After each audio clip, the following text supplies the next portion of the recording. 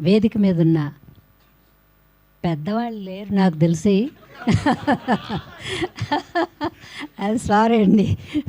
వేదిక మీద ఉన్న పిల్లలకి, సభ ముందున్న మీ అందరికీ, మీడియా మిత్రులకి, పాత్రికేయ మిత్రులకి, యూట్యూబ్ ఛానల్స్ వాళ్ళకి అందరికీ నా హృదయపూర్వక నమస్కారాలు.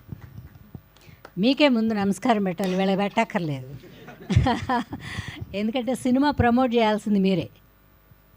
ఎలా ఉన్నా బాగుంది అని మీరు చెప్పగలిగితే చెవుల్లో దూరి కళ్ళు చూస్తాయి వెళ్ళి.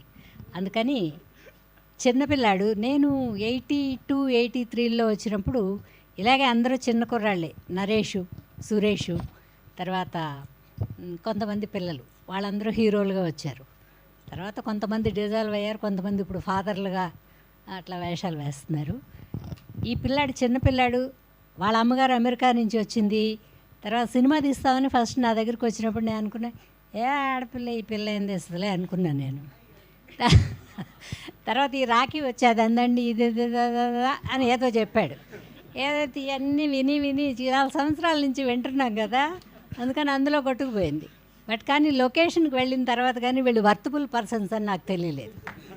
సారీ, ఏమనుకోవద్దండి.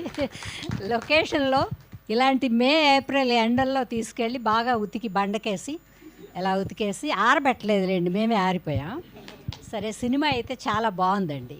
ఎందుకు బాగుంది అంటున్నానంటే, ఒక తరం వాళ్ళు ఏమీ సంపాదించకుండా సంపాదించింది పోగొట్టినా ఇంకొక తరం వాళ్ళు సంపాదించాలని కోరుకోవాలి. అలా కోరుకున్నదే ఈ సినిమా. మా మనవడు కార్తీక్, తను కష్టపడి వాళ్ళ అమ్మా నాన్న కోరికని నెరవేర్చి మమ్మల్ని మళ్ళీ ధనవంతుల్ని చేస్తాడు ఈ సినిమాలో. అంటే సినిమా కాబట్టి ధనవంతుడా అంటారేమో, ఇప్పుడు అందరూ ధనవంతులే అండి. అమెరికా వెళ్ళి చదువుకుంటే ధనవంతులు, ఆస్ట్రేలియా వెళ్ళి చదువుకుంటే ధనవంతులు. అలాగే నా మనవడు ఎక్కడికి వెళ్ళడు, ఉన్న ఊళ్ళోనే ఉండి కష్టపడి నిజాయితీగా మమ్మల్ని నిలబెడతాడు, మాకు పేరు తీసుకొస్తాడు. అది సినిమా కథ నాకు తెలిసి. అవతల ఏముందో ఆవిడ చెప్పలేదు డైరెక్టర్. కానీ వర్తబుల్ అండి. సూపర్ లేడీ అండి, సూపర్గా డైరెక్ట్ చేసింది. మీరు చూడండి, మీరు బ్లెస్ చేస్తారు తప్పకుండా. ఆవిడ మేడం విజయ నిర్మల గారి లాగా ఇంకా చాలా సినిమాలు చేసి అమెరికా వదిలి ఇండియాకు వచ్చి సినిమాలు చేస్తారు. బాగుంటారని కోరుకుంటూ, మా ప్రొడ్యూసర్ గారికి కొంచెం ఇన్ని డబ్బులు ఇవ్వండి, ఎక్కువ అడగంగానే మేము. వాళ్ళు ఖర్చు పెట్టిన దాని మీద కొంచెం ఇవ్వండి, ఇంకో సినిమా తీస్తారు. మంచి కథలు తీస్తారు, సంసారపక్షమైన కథ కాబట్టి అలాంటి సినిమాలే రాధికా జయంతి గారు తీస్తారని కోరుకుంటూ, మా యూనిట్లో వర్క్ చేసిన వర్కర్స్ అందరికీ నా హృదయపూర్వక అభినందనలు తెలియజేసుకుంటున్నాను. ముఖ్యంగా కెమెరామెన్ చిన్న కుర్రాడు, ఆయన కూడా కష్టపడి బాగానే చేశాడు.